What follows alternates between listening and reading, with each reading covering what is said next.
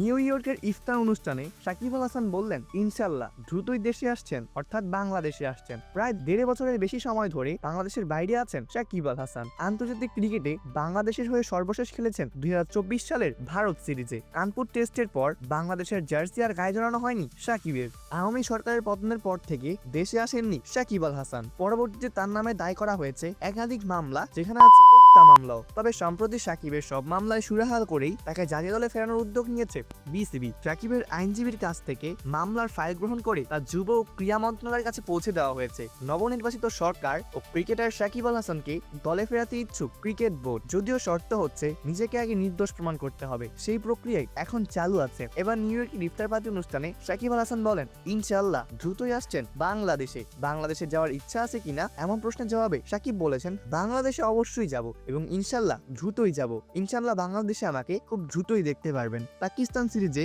সাকিবকে খেলাতে চাওয়ার কথা বিসিবির পক্ষ থেকে জানানো হলেও শেষমেশ তার হচ্ছে না।